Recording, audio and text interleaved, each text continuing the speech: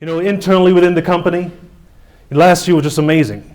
The number of managing partners that called me to say, we're on board with this. This is the right thing to do, right? The senior executives in the company.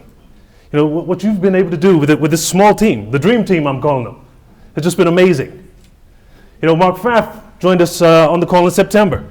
520 agents on the call. I said, that's showing our strength of a market, right?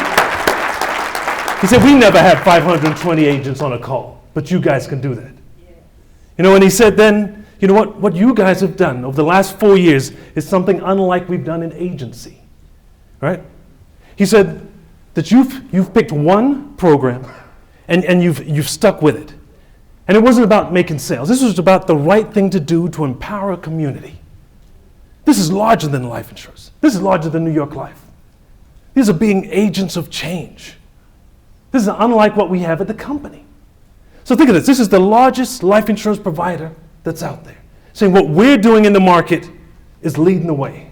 How powerful is that? Can you give yourselves a round of applause? That's an agent-led movement. That's you all doing that. The third quarter strategies for the life sales department. They said to me, we're going to use your idea. We're going to talk about legacy. Do you see each of our office had a new campaign around legacy? That was modeled on ours. For the first time in all the years, 70 years, face amount is now on dashboard. You know where that came from? The African American Market Unit. We asked for this. This is the impact in the company, right? To think about just the buy-in, the DMs around the country. As Rod said, the folks calling to say externally, the word is getting out. From the American College, where the other companies were there, the Mets, the Prus, the Northwestern Mutuals, and they came to me and said, we want to do what you're doing. We're going to challenge our company to put some number, some 50B, some kind of number out there, because it's the right thing to do. This is where we are. When the managing partner says, I've got a prospect sitting in front of me, and I go through the New York Life material, and I say, let me tell you about the African American market. He says, I already know. He said, that 50B, that's what I want to be a part of. That's why I'm here. That's what we're doing. So I want to thank you all. No, this was that vision, 5 years ago.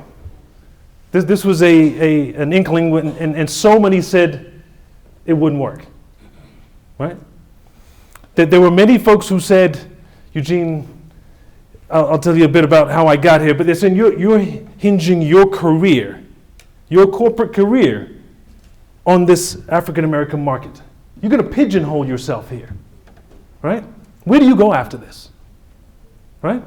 Is it marketing for the other cultural markets? That's the supplier and hires in the company you're going to go? Are you going to do that to yourself? And I said yes, because I believe in you and I believe in our marketplace that much. Thank you.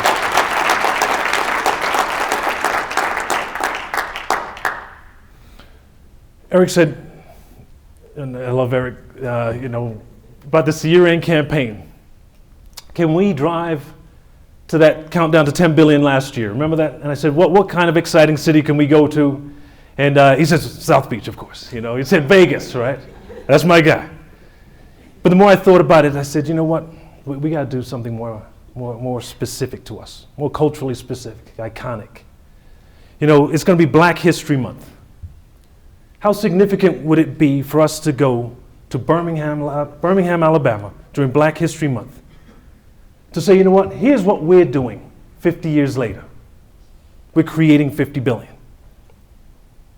Right? There's over the last 3 years, 63, 64, 65, you had the March on Washington, you had the Civil Rights Act, you had the Voting Rights Act.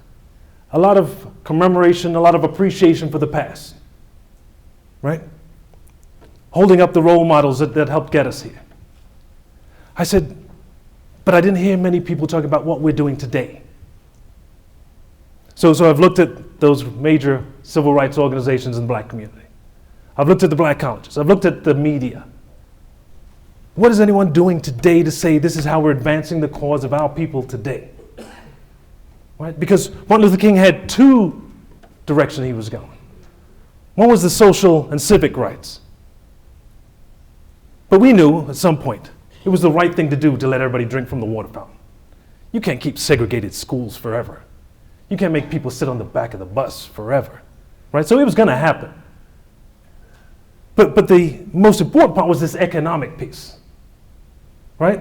Because how do you keep people in poverty? How do you keep the dreams away from going to college, from owning a home, right? From starting your own business, from creating generational wealth? This was the piece that was the important piece. This is what he died for, right? When you start messing with the money, people start getting serious. So here it is 50 years later. When you look at our community, what are the true significant problems that you see out there? Is it the crime? Is it drugs? Is it non-nuclear households? Is it consumerism? I would say it's economic based, right? It's the lack of opportunity, the lack of financial awareness, the lack of financial literacy. What to do with our money, right? 43 million black folks with $1 trillion of earned income. But what do we do with it? You've got the world's greatest marketers spending billions a year to figure out how to separate us from our money. Right? So think about this. This is 400 years in the country, 250 years we created no wealth, right? Wealth and property for somebody else. 100 years, they said, okay, go. But you didn't get your 40 acres and a mule, and you got no advice. You didn't put the family unit back together, right? You didn't teach us how to manage our money, how to create our money, how to pool our money, right? So just figure it out for 100 years. And oh, by the way, when you start doing it well, we're going to terrorize it and burn it down, right? And then you think about the last 50 years where we ended segregation. And we said, you know what? You could participate in all that we have in the country. What happens to our folks? It's like the new kid on the block, right? What happens? We get our milk money taken from us. All these creative schemes. You know what? You need a mansion this big, and we'll give it to you for next to nothing. I mean, the setups that we've had in our community, not knowing any better, right? To think about, and to see just the bling bling mindset. We can make it rain, but I got no rainy day money. Right? Right? Can y'all feel that? You can have 200 pairs of shoes, but nothing in your 401k. Right? But who's teaching us any differently? Right? Where do you go to get that information? Who do you trust with that information? Right? That's part of the conversation for us here. Are we the go-to people to advise that? Do we have our financial house in order? Do we own $1 million of insurance? Because if you don't own it, can you comfortably sell it? Right? If you are not managing, I see our folks driving cars we shouldn't be driving before we get going. But is this what we're going to go in somebody's house to tell them to do? Right? Everybody wants to get into the small business market. But you all are small business owners. Are your small business finances in order? Right? Can you advise how to keep the succession going of your own business? That's what we're going to say. Are you the go-to person for your own family? If not, why not? For many of us, we're still undercover agents, right? I'm going to share it, sometimes when I'm in the line at the grocery store, I just say, I'm in financial services. This is the onus that's on us. This is, I think, the next level of this 50B. This is why I said, let's go to Birmingham, Alabama. Because the folks that were here 50 years ago enduring, think about it, dogs and hoses and lynchings and beatings. They were committed. I don't think I could have done that nonviolent, you hit me, I'm not hitting you back. Who saw Selma? Right? We were saying that there should have been required reviewing before we got here, right? There's a scene in the movie. The guy says, Dr. King. And as he comes over, socks him in the jaw. And he turns around and says, you know what, that guy can hit. I don't think I could have done it. But that was commitment to the cause. That was about changing the world. That was about knowing what had to be done and going all in to do it. This is what the 50B is. When I think about, how far we've come. Uncle Gus, we got Gus Bowers in the back. We got Wendy Edwards, we got Derek Barnes, we got Eric Nation. These are some of the original. Who else was on the core group with me over the years? Larry Massey. Yeah, Eric Mark Lewis. Yeah, Bo Brown. Peter Godot. So I want to tell you a little bit about my story and how we got here. Is that okay with you? I want to talk about why this is, and does mean so much to me, and I want, you guys to see that and own that and make it personal for yourselves. See, when I came in 14 years ago now, that's amazing to think about how time flies.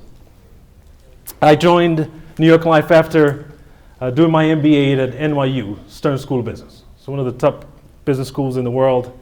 And I was interning at one of the tech companies in California for the summer. In 2001, the tech market crashes, and I knew I didn't want to go back there. Folks in my class, the consultants were getting their offers rescinded. And a friend of mine says, you know what, there's this old stodgy life insurance company right in New York City, next to the school, that you can go and work at. And they've got one of these leadership development programs that you're looking for. So like many of us here, I fell into the New York Life, right? But while I was here, I was asked to do a profitability analysis of this cultural marketing group that we had.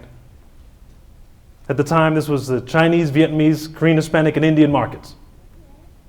Okay? So I said, well, you didn't need the newly minted MBA to tell you you've missed the largest minority group out there, right? To which somebody says, oh, well, you'll speak English, you disperse throughout America. We don't have to do anything targeted specific for black folks. I said, hey, I know better than that, right? And I said, could it really be that we're just that clueless about the opportunities or the missed opportunities of the black community? And then as I went around and asked some more folks, like these key agents that are out there, they said, well, there might be a little bit more to the story, right? And they said, well, we don't know if you're ready to hear this, though. I said, no, tell me. That's what, I want to know, because I want to understand why is it these other markets have support and resource and we don't. Well, they said, to some folks, if you look back over time, the business from the African American market hasn't been that productive. Right? What we typically sell are these small face amount policies. And what happens to the policies? They lapse. And what happens to the agents? They spin right out of this business. And managers, and it's just this recurring cycle of just bad business. So what we see, we don't know. It just seems like black people aren't interested in what we provide. They don't see the value of creating an estate and leaving a legacy. Wow. Really, wow. And so then I took it on, as this, something that is, I got to take on, because I don't believe my community is any less educated, any less hardworking, any less smart in the way of getting ahead. What is it that we're missing out here, right? And so that's when I put the business plan together, and Jane and the team saw the opportunity to say, maybe there's something that we've been missing. So I appreciate you, Jane, for helping to support and steer that. And who I called on, because I was never an agent, was these core group of advisors who said, it's tough out there. And the more I talked to them, what I realized is that the conversations get deeper about what we've been missing. See, life insurance is tied, as I realize, to your economic value and your economic worth, to yourself and your family. But who's ever told us 400 years later how much we're worth to ourselves and our families, right? In fact, when I mentioned that to some folks, they were kind of insulted by it. I know you led it. I think we talked about that. Remember one of the seminars? I asked a group of ladies, but how much are you worth? To which they got upset. What do you mean how much I'm worth? You can't put a price tag on my head. But isn't that what we're doing? Because if you understand your value and your worth, that then you would protect it. You would want to build it and leverage it and pass it on. But we've been so conditioned to not even want to hear it. Isn't that powerful? Right? And so as I've gone around for the years and asked how many agents own $1 million, and so few hands have gone up over time. It's gotten so much better. Right? I realize we're from that same school. Who's taught us? Because it's interesting, the conversation in the company has been about selling. We teach you to sell. But do we need to sell in our community first? We got to educate first. Right? This is about understanding who you are and what you're trying to protect and build. What are your dreams, or how do you fund it? Right? So this is what started to build and expand. As we got more resource, and as we grew and connected the agents, the line that Rod was saying, we're not so much divided as we are disconnected. What I realized was that we had 500 agents around the country and we weren't connected. Right? Because in some of your offices how lonely it gets. And you see the wall that doesn't look like us. And you're feeling like, because of the market we're working in, you're writing twice the amount of business to make half the money, to see half of it lapse off. Maybe this isn't the right place for us. But I realized, we're not in the same place. In this company that's been around 170 years, the first black agent was hired just 58 years ago. Right? That's a 112-year lag of participation at a company that is empowering a community to the tunes of billions of dollars a year. Right? So think about it. When Cyril McSween came in 1957, and he couldn't be in the office because they couldn't have black people in the office in 1957, because that was still prior to the Civil Rights Act. Could you imagine the training that he got? They wouldn't give him a contract. They told him he had to work as a broker. But where I'm going is that he came in late 50s, and there were a few that came in early 60s, but we didn't get the first black manager to the 70s. The first zone VP to the 80s. Do you see how we're not on par within this time frame in the company? And so the conversation is not the same for my community, and it's not the same for us. What I'm excited about is the progress that we've made over this time. Gus talks about, and Milton, the $10,000 policies that were sold, that were thought of as a lot of money. That's all that could be sold. So in my mind, of course, that's the fun of the corporate, enthusiasm and cheerleading. Why can't you write $1 million? To think about our community that's only been told you need enough to bury you. That you've never been told you're worth $1 million. That you've never been told that you can create, wealth for yourself and your family and the organizations you love, and you can support, your churches, and you could, give back to the colleges that developed you. I realized, wow, this is some work that we're doing. But guess what? We're doing it and it's working.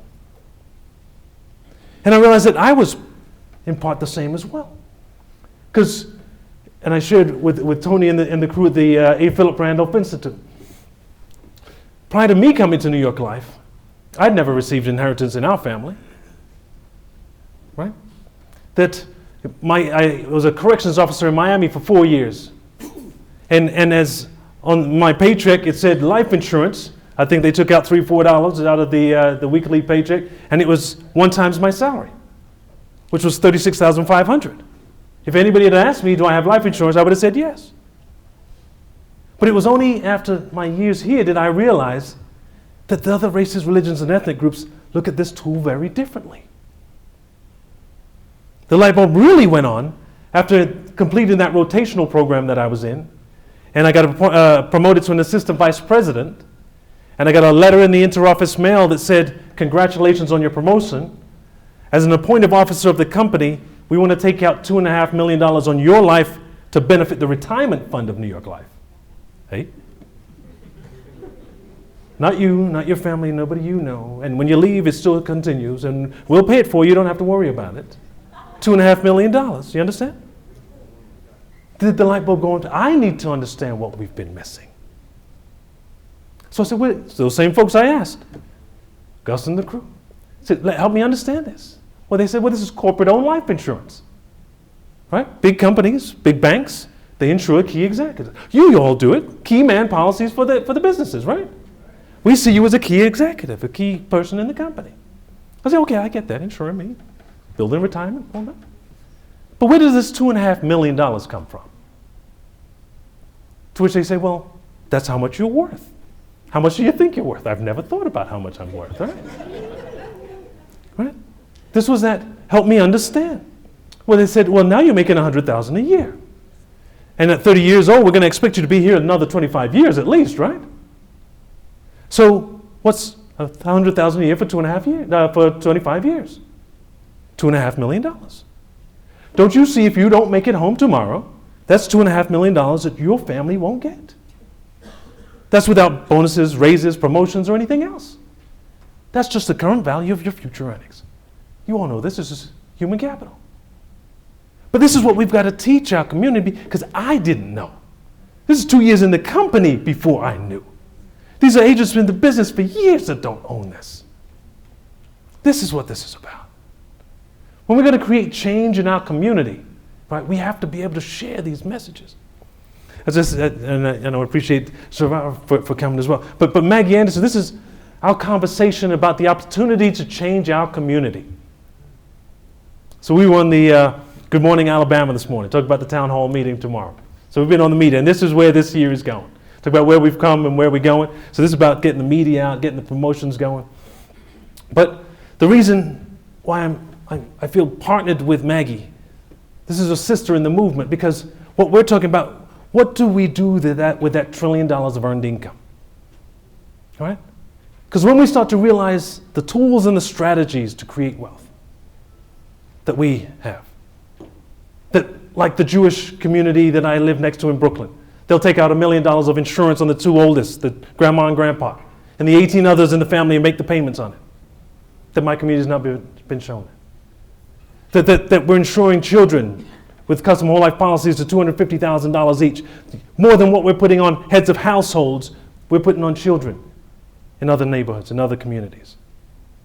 We've got to figure out how to do and leverage that same tools for ourselves. So if we were to redirect part of that $1 trillion that way, imagine what we could create. You don't even have to imagine. We have a formula. We're already doing it. 200,000 people with 250,000, just 250 would create 50 billion. What can't we do? The friends, the families, and businesses of 200,000 black folks with $50 billion. The size of the market cap of General Motors. If you add up all the plants, all the cars, all the resources, that's what we could create. That's what we're creating. That's what you all are creating here. Maggie says, what if we redirect some of that to the black businesses in our community? Those blighted businesses that we walk right by because we say they're not good enough. Right? That conditioning again. We're shown how to spend it elsewhere. Make other people rich. Send other folks' kids to school.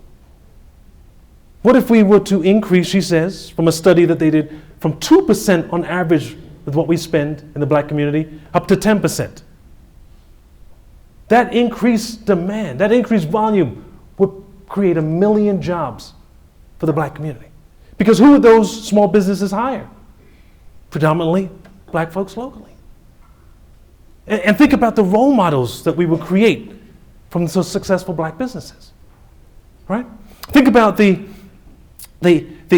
contrast to what we see on TV.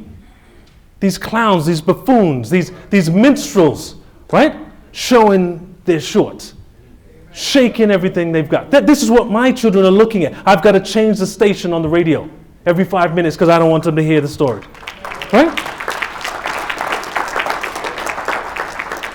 This is the movement that we're on. This is the change that we're here to create. This is what I've become restless and tireless about trying to educate and share with you all. The leaders, the qualifiers for this campaign, those who paid to get here, to be a part of this. We talk about rolling with the winners. You guys are the winners. You guys are making it happen. I'm so proud of you all. I want to thank you from the bottom of my heart. You know, it's not been easy up here. Gus, we've talked many times about sort of the struggles from this corporate position. It's heartbreaking to see so many of us spin out of this business. To think of the hundreds, if not thousands, in 14 years that I've seen come through these doors and leave back out. Right? To see the policies lapse off that will never pay because maybe they were never positioned properly. Maybe the agent was thinking about himself and not the client. To think about the warriors in this room that are doing the right thing. The Tina Martins. Tina say, you know what, I'll take less of a commission to know that that family is properly provided for because it's the right thing to do.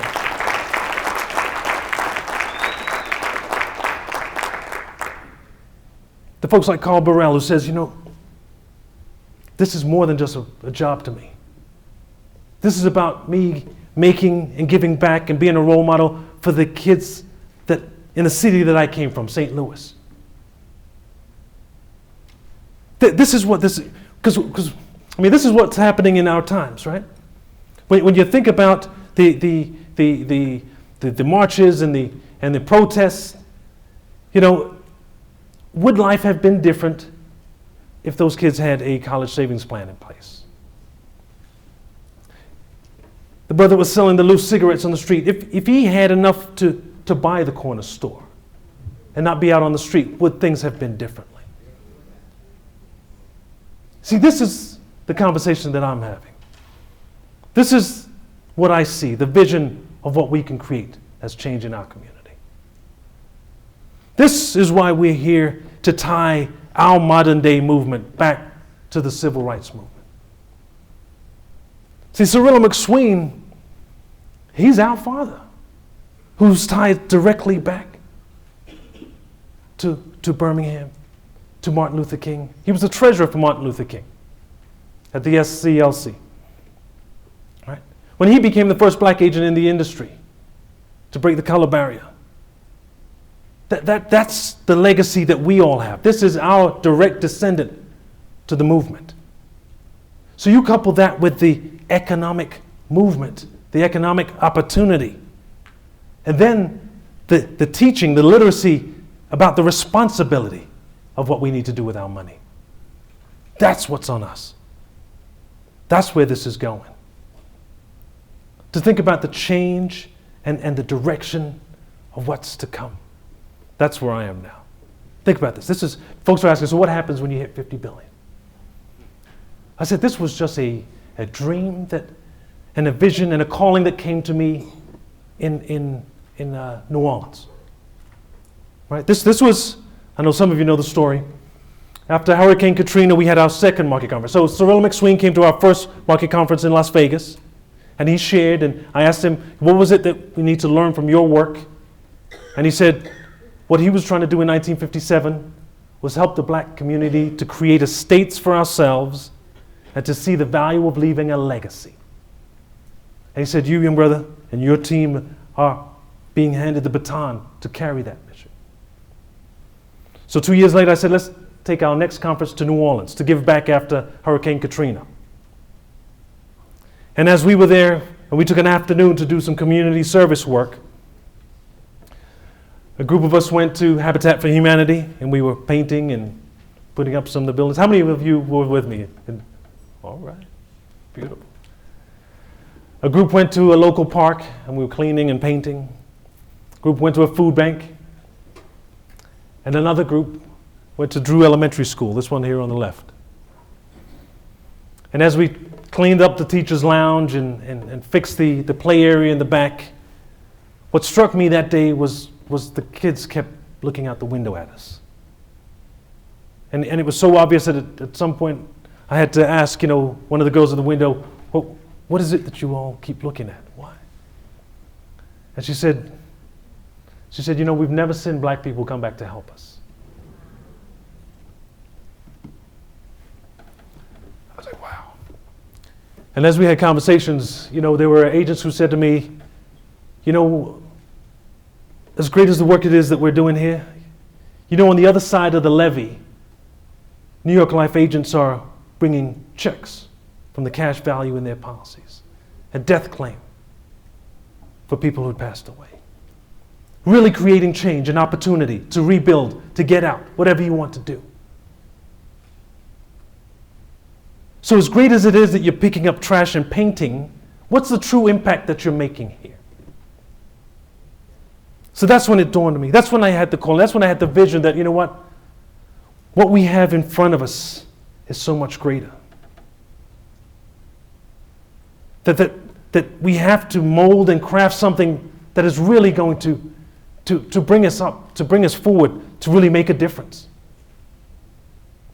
So this is where this 50B was born and birthed.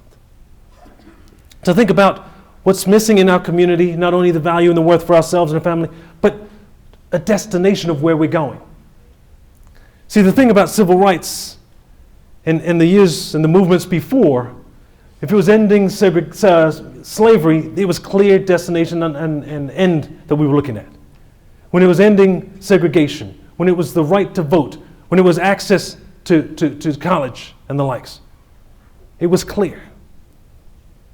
But to think about this economic piece, right? To think about what's missing for that in the way of a destination.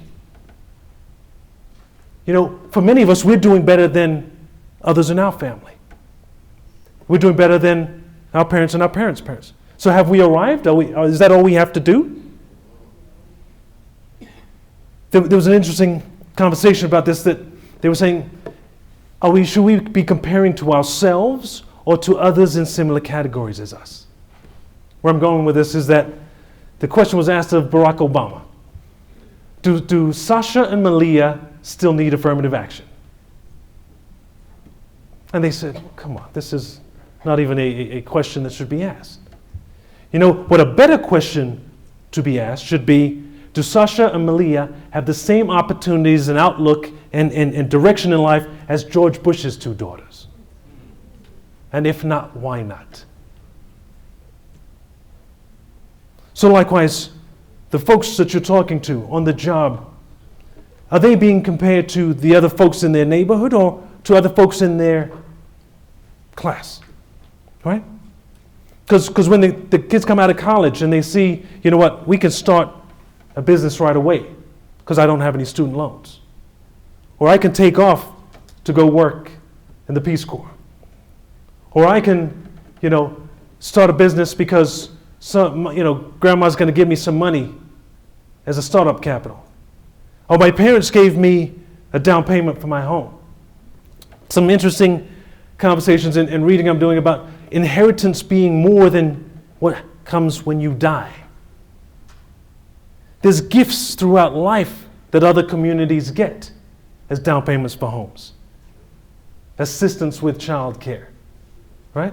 That's the startup, so that you don't have to protect all that you have because there's other support and ways to get there. This is what we're creating here. This is the dynamic of where we're going. So back to the question of what happens when we hit 50B. I'm saying we just ramp up and go more. So this was a dream and a vision to create 50 billion in 5 years. What should we do in 20 years? Should that be 500 billion? If not, why not? What's the limitation on us? Right? We're at $28 billion right now. We can get to the next remaining $22 billion this year if 1,000 agents around the country wrote $22 million this year. Is $22 million a lot of money? That's 40 people with a $500,000 policy. Do we see it that way? Do you see the work that you have to do? Yeah, I think of an analogy that this one professor said. He said he sees this industry as one of saving people. He said the analogy was if you were standing on the shore and you had a life ring and you saw people falling into the water and drowning, how hard and how relentless and how fast would you throw that ring in to save people to pull them out, right? That's just the right thing to do. That's what we're here to do. Well, isn't it similar, you in this position? You have the tools, you have the life ring to save people from drowning financially. How hard should you be out there throwing that ring? How many conversations should you be having each day? As Rod said, those who get it will get it right away. We spend so much time trying to convince people who don't love anybody, who don't want to know. 43 million people out there. There's enough out there for all of us. 200,000 alone could create 50 billion. The others will catch up. And I'm just saying that's our community. We're talking about there's 350 million people in America. Because if we're the best financial professionals, we should be selling to everybody. See, this isn't a race deal. This is, a betterment for everybody. This is to take people out of poverty, generational poverty. Think about if every black person in America who could afford it had a policy. What would that create? How different would the world be if only the people who can't afford it had to rely on the government because everybody else was set? That's where we're going. Why not 500 billion? And I'll come back to us. Are we ready for when this starts to happen? Because we're doing it, and it's working. 2 agents this past year, Kettler, Bose, and Guy Walker, got to deliver $1 million checks. And this wasn't about winning the lottery. This was that they insured the head of the household for the right and true amount. But when that $1 million check went out, I know both have credentials and licenses and training to say, you know what, I can advise you on how to reinvest that. When we write these $1 million policies and start delivering billions back, is the army in the room the right people to help the next level? See, this is what we're doing, is planting seeds for the future. So this is hard work here. There's lots of folks and there's lots of bodies on the battle path here, on the road that we've paved to get here. But for where we're going, for those who are still here, who've planted the seeds, who will start paying the $1 million checks, how do you get paid when the $1 million comes back? When the billions start coming back? When we start now leveraging this for the organizations and the institutions, because that's what's next. See, now we're going to the churches, and the churches are saying, you know what, my 8,000 members need to hear what you're saying. Tony's introduction to the A. Philip Randolph Institute. I spoke to the executive committee. There were folks in the room that said, you know what, 500,000 people report to me in this union, and we've never heard any of this. This is what we need to empower our folks. When you think about the charitable gifting, the endowment creation, the failing schools, the failing colleges, the recidivism in the jails because of the lack of opportunity. Isn't this what we can create change around? This is the excitement now. We're doing it and it's working. That this has grown so much larger. Like I said, last year internally, we've got so much buy-in. But the externally, I think is what I was a little afraid, but Rod keeps telling me, you can't be the reluctant leader. Get out there and lead it now.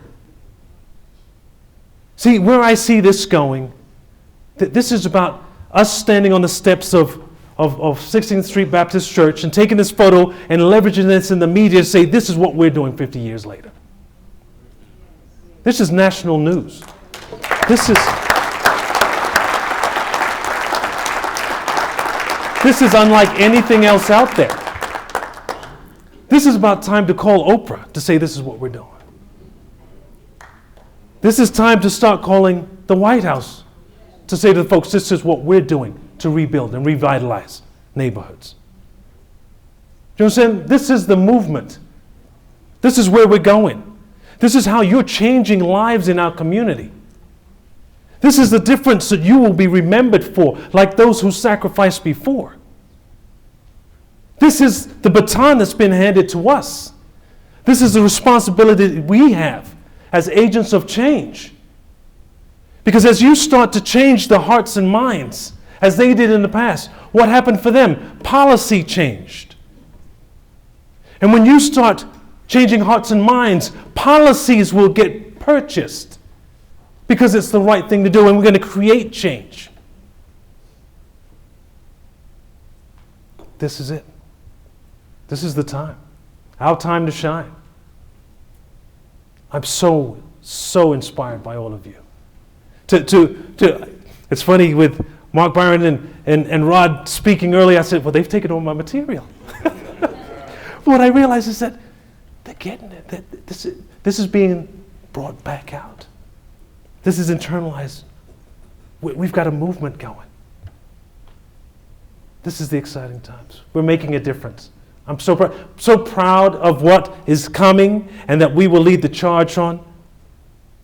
The next 2 days are going to be set up to inspire us even more. So this is about unwinding our mind and winding back up for making it personal when you go back to your cities, to your neighborhoods, to your families, to implement this and make a difference. So I'm going to hand it back to the program. I want to thank you for being here. I want to thank you for making the commitment. I know there were some amazing travels. I want to acknowledge Lou Medina, again, who drove through the night from Long Island to Philadelphia to get here. Ketler Boseg drove 10 hours from New Hampshire to Baltimore to get here. That's the strength of this movement. That's the strength of the folks in the room here. That's the strength of where we're going. I thank you for the time. Let's make this an amazing 2 days. Thank you.